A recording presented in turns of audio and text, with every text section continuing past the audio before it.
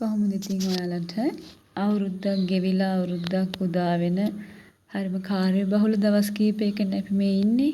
ඉතින් මටත් ඔයාලට වගේම මේ දවස් දෙක ගොඩක් කාර්යබහුල වුණා. හවස මගේ අම්මා ඇවිල්ලා මට කැවුම් ටිකකුත් දීලා එයාගේ උඳුවැල් රෙසිපි එකෙන් උඳුවැල් ටිකකුත් හදලා දීලා යන තමයි මේ ලෑස්ති උනේ. ඉතින් 30 වෙනිදා රෑ අපි උඳු මිශ්‍රණය හදලා තියලා 31 උදේම පටන් ගත්තා උඳුවැල් ටික හදන්න. මොකද අම්මත් 12ටවත් කලින් ආපහු යන්න ඕන නුවරට යන්න ඕනේ. ඉතින් එයාගේ ගෙදරත් එයාට වැඩ තියෙන නිසා උදේම මට මේ උඳුවැල් ටික හදලා දෙන්නම ලෑස්ති වුණා. ඉතින් රෑ අනලා තිබුණ නිසා ගානට පිපිලා ලස්සනට ඇත්තටම හරි ලස්සනට පිළිවෙලට ඒ උඳුවැල් ටික ආවා. මම ඔයාලත් එක්ක තවත් දවසක මේ උඳුවැල් රෙසිපි එක බෙදා ගන්නම්. හරිම රසයි. ඒ වගේම ගොඩක් ගුණයි. බබාලට එහෙමත් හොඳයි මේ රෙසිපි එක. ගොඩක් තනි උඳු වලින් වගේ තමයි හැදෙන්නේ. හරිම රසයි. ඉතින් ඔන්න ඔය විදිහට අම්මයි මායි උදේම උඳුවැල් ටික හදන්න පටන් ගත්තා.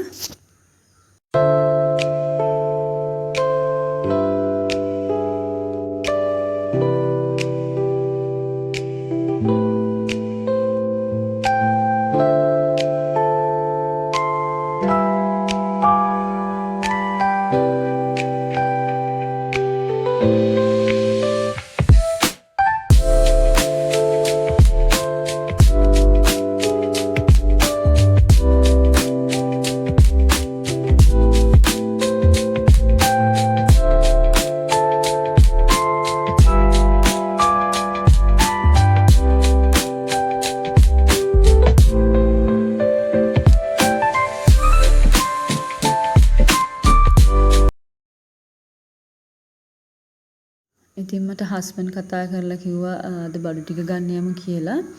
මම අම්මා ගියාට පස්සේ ඉතින් ඉතුරු උඳු ටිකෙන් උඳු මිශ්‍රණය හදලා තිබුණා රැට තෝසෙ හදන්න කියලා. ඒ නිසා මම හස්බන්ඩ්ගේ කෝල් එක ආවට පස්සේ ඉක්මනට තෝසෙ ටික හදන්න පටන් ගත්තා. මොකද එතකොට අපිට රැට කාලා යන්න පුළුවන්. එතකොට එළියෙන් දේවල් කන්න ඕනේ නැති නිසා මේ විදිහට මම ඉක්මනට තෝසෙ ටික හදාගත්තා.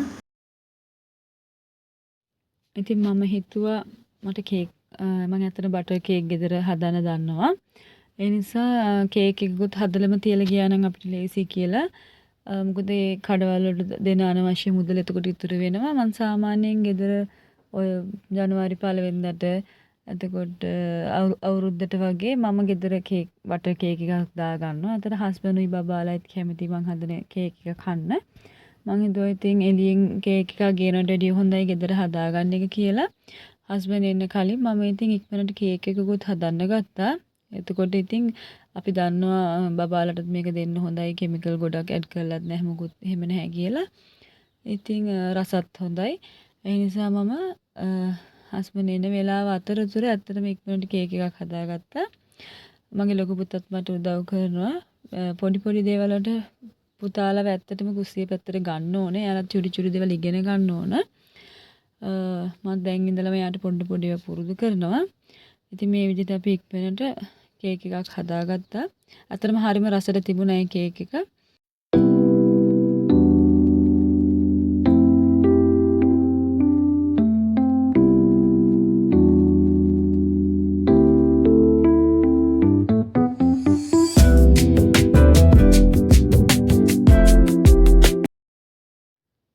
ඇත්තටම අපි කේක් එක බේක් වෙන දැම්මට පස්සේ වගේ හස්බන්ඩ් ගෙදරට ආවා.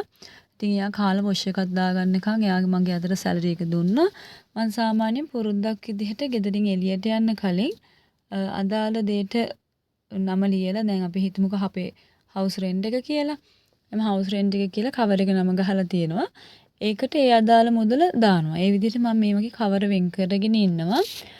ඉතින් ඇත්තට මේක ලොකු පහසුවක් වෙනවා අපිට මේ මාසේ යන බජට් එක මෙන්න මෙච්චරයි මේකට තමයි මේ ටික ගන්න කියන එක වෙන් කරගන්න. ඇත්තටම මේක ලොකු ඉතුරුවකුත් වෙනවා. ඔයාලගේ අතින් වෙන අනවශ්‍ය වියදම් තියෙන්නේ. දැන් අපිට තියෙන 20000යි නම් සැලරි එකෙන් අපි වෙන් කරේ මේ අපේ ග්‍රොසරි අයිටම් වලට. ඊට අමතරව අපි දෙයක් ගන්න උත්සාහවන්ත වෙන්නේ නැහැ. මොකද අපි දන්නවා අපි මේ ගානට සීමා වෙලා කියලා. ඔයාලත් උත්සාහ කරලා බලන්න. ඇත්තට මේ ක්‍රමය ගොඩක් හොඳ ක්‍රමයක්. එතකොට අපි හිතන්නේවත් නැතුව අපේ අතේ ගාණක් ඉතුරු කරගන්න පුළුවන් හොඳ අවස්ථාවක් ඒක.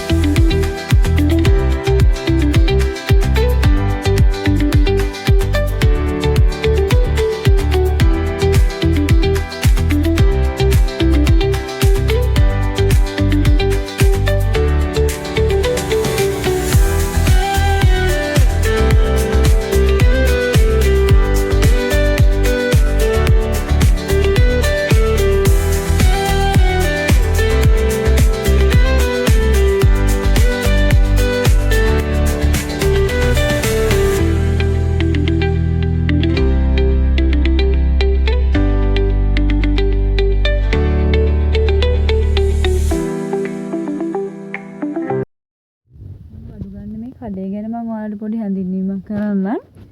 මේක තොග බඩු කඩයක්. හැබැයි මේකේ අර සුපර් මාකට් එක වගේ ලස්සන යාලා පිළිවෙලට වැඩි හදලා තියෙනවා. මේකේ තියෙන විශේෂත්වය තමයි මේකේ හැම අයිටම් එකකටම මෙයාලා රුපියල් 5 10 ඉඳලා 40 50 60 වගේ වෙනකම්ම සමහර ගණන් අයිටම් වලට ඒ ගණන් අඩු කරලා යාලා ඩිස්කවුන්ට් දෙනවා. ඇත්තට මේක ලොකු වාසියක්. ඔයාලා ඉතින් කොහොමත් අපි හැමෝම මාසෙකට ග්‍රොසරි අයිටම් shopping කරද්දී 20000ක 30000ක වගේ මට්ටමකට හැමෝම ගන්නවනේ. අපිටත් ඒ වගේ වියදමක් තමයි යන්නේ. ඉතින් ඔයාලා හිතන්නකෝ මාසෙකට ඒ වගේ බිලකට මේ වගේ අඩු කිරීම එනකොට රුපියල් ඇත්තටම මට නම් ලොකු ගාණක් ඉතුරු වෙනවා. ඒක 1000ක් වුණත් 2000ක් වුණත් 3000ක් වුණත් ඇත්තට මේක ඉතුරුවක්නේ. මට ඒක ගොඩක් වටිනවා. මගේ තව මම ප්ලෑන් කරනවා එක අයිටම් ගන්න. ඒවට හදිසියේ ඇති වෙන වියදම් වලට මට ඒක යූස් කරන්න පුළුවන්. ඒක අයින් කරන්න මම ගොඩක් වෙලාවට එහෙම අයින් කරලා දේවල් අරගෙනත් තියෙනවා. මම දිගට මේ වැඩේ කරනවා. මම පුළුවන් තරම් ඩිස්කවුන්ට් යන අයිටම් තමයි තෝරගන්නේ. ඒ දෙන ඩිස්කවුන්ට් එකට අමතරව වෙනම ඩිස්කවුන්ට් යන අවස්ථාවක් තියෙනවා. ඇත්තටම අවුරුද්දට දෙසැම්බර් වලට වගේ පොඩි මේ ඩිස්කවුන්ට් එකක් මේක යනවා ඒ විදිහේ ඒවා. ඔයාලත් ඉතින් මම හිතනවා ඔයාලා තව අත්දැකීම් තියෙන කට්ටිය. ඉතින් අපි කාන්තාව කොහොමද බුද්ධිමත්. ඔයාලගේ පැතිවලත් මම හිතනවා ලංකාවේ ගොඩක් තැන්වල ඒ වගේ ෂොප් තියෙනවා. දැන් ගොඩක් තැන්වල තියෙන්නේ තොග බඩු කඩනේ. ඔයාලා පුළුවන් තරම් ඒ වගේ තැන් වලින් බඩු ගන්න උත්සාහවන්ත වෙන්න. එතකොට ඔයාලට ලොකු ගාණක් ඉතුරු කරගන්න පුළුවන් මාසෙකට. මම ඔයාලට ග්‍රොසරි shopping තව ටිප් එකක් කියලා දෙන්නම්. ඔයාලා පුළුවන් තරම් බඩු ගන්නකොට පැකට් කරපු ආහාර නැතුව මම මේ කියන්නේ බිස්කට් කිරිපිටි වගේ දේවල් නෙවෙයි.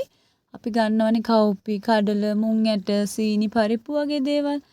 ඒ වෙලාවට ඔයාලා පුළුවන් තරම් කිරලා, ඒ කියන්නේ අපි ලූස් කියන්නේ. අන්න ඒ වගේ ඉවරට කිරලා ගන්න පුළුවන් අයිටම් එහෙම ගන්න. පැක් කරලා තියෙනව ගන්න එපා. මොකද ඒවා කරන්නේ ඇතුළේ ඉන්න සේවක මහත්මීන්නේ. එතකොට ඒ වෙනුවෙන් රුපියල් තව 5ක 10ක වගේ මුදලක් ඒවට ඇඩ් කරනවා. ඔයාලට ඉතින් ඒවා එතකොට වෙන මේකට ගෙවන්න වෙනවා. ඉතින් එහෙම ඕනේ නැහැ. පුළුවන් තරම් ඒ වෙලේ කිරලා ගන්න පුළුවන් දේවල් ඔයාලා ගන්න. එතකොට ඔයාලට එතනින් පොඩි පොඩි ගණන් කීපයක් ඉතුරු කරගන්න පුළුවන්. ඇත්තටම අද කාලේ තියෙන මේ වියදමත් එක්කලා හරි ඒක අමාරුයි. දැන් ඔයාලා දැක්කේ මම එතන පාන් පිටි පැකට් දෙකක් ගන්නවානේ. දැන් ඔයාලා හිතනවා ඇති මෙයා මෙහෙම කියලා. දැන් එයාම පාන් පිටි පැකට් දෙකක් ගත්තනේ කියලා. මම එහෙම පැකට් කරපු පාන් පිටි ගන්නේ ගොඩක් වෙලාවට මම කේක් හදනවා, පීට්සා හදනවා, කප් කේක් හදනවා බබාලට ගෙදර දෙන්න. ඒකේ අර හොඳට පිම්බිලා එන ගතිය නැති වෙනවා හුලං වැදුණු පාන් පිටි ගත්තාම. ඉතින් ඒ වගේ දේවල් වලදීත් බුද්ධිමත්ව කල්පනා කරන්න ඕනේ. හැම දෙයකටමත් ඒක හරියන්නේ නැහැ. හරියන දේවල් අපි හිතලා බලලා වෙන් කරගෙන අපිට අදාළ දේ අපි ගන්න බුද්ධිමත් වෙන්න ඕන. මම හිතනවා ඔයාලට අයිඩියා එකක් තියෙනවා. ඔයාලා බිස්නස් එකක් වගේ මොන හරි කැවිලි පෙවිලි හදනවා නම් ඔයාලා අනිවාර්යෙන් පැකට් කරපු දේවල් ගන්න ඕන. සමහර අයිටම් එහෙම නැතුව නෝමල් ගෙදර පාවිච්චි ගන්න ඒවා ඔයාලට ගොඩක් වෙලාවට සීනි පරිප්පු ඒ වගේ දේවල් පැකට් කරපු නැති ඒවා ගන්න.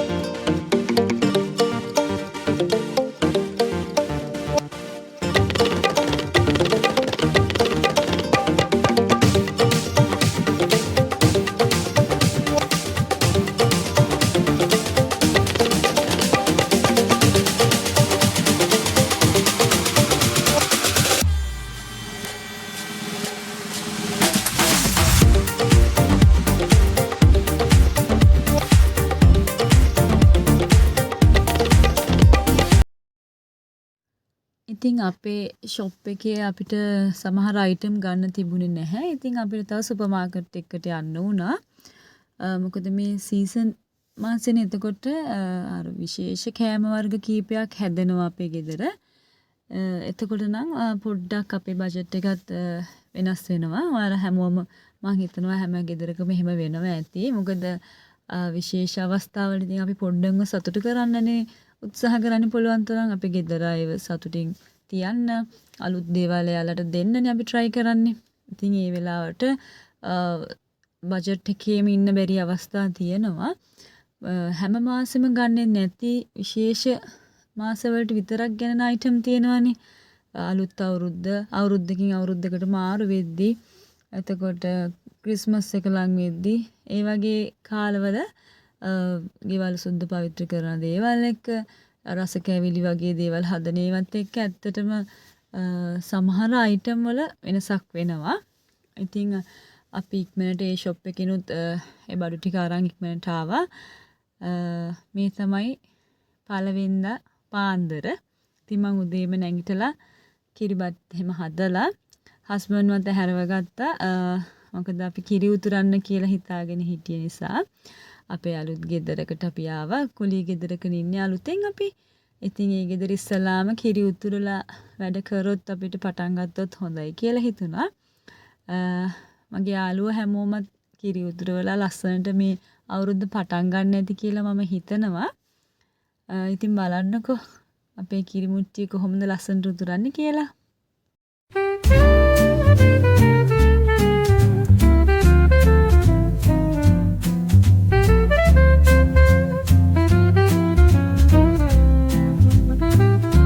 The evening drips like honey, oh so slow. A saxophone whispers where shadows go. Gentle piano paints the twilight's hue as cobblestone sighs beneath our shoe. The books are sleeping on the dusty shelves with stories of lives and forgotten selves. A cafe's hum, a gentle drum in play echoes the footsteps of an endless day. Oh, city lights, they flicker like a dream. ඉතින් ඔන්න ඔය විදිහට ගෙදරම හදපු රස කැවිලිත් එක්කලා අපි අලුත් අවුරුදු කෑම මේස සැරසුවා. හැබැයි ආස්මි නම් ගෙදර නෙවෙයි හැදුවේ මගේ හස්බන්ඩ් ගෙනාව වෙනකොට. එයාලගේ ඔෆිස් එකකින් එයාලට හම්බෙලා තිබුණේ.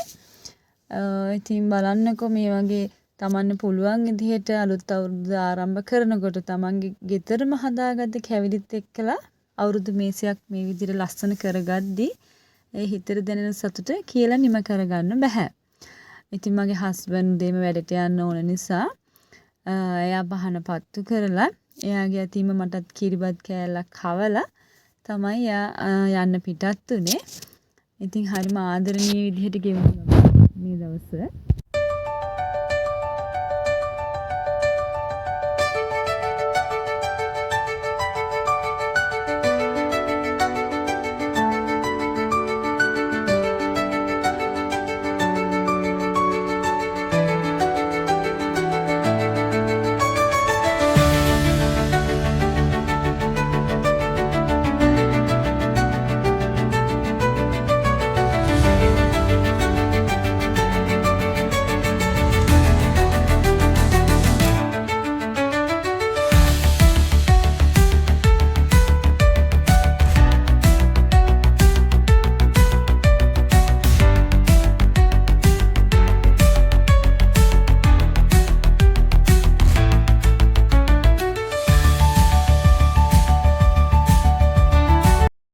ඉතින් අලුතෙන් ආරම්භ වුණ 2026 අවුරුද්ද ඔයාලා හැමෝටම සිතුම් පැතුම් ඉෂ්ට කරගන්න ලැබෙන වාසනාවන්ත සුබ නව වසරක් වෙන්න කියලා ප්‍රාර්ථනා කරනවා. හැමෝම ආදරෙන් දිගටම රැඳී ඉන්න. අපි ඉස්සරහටත් මේ වගේ ලස්සන වීඩියෝ වලින් හම්බ වෙමු.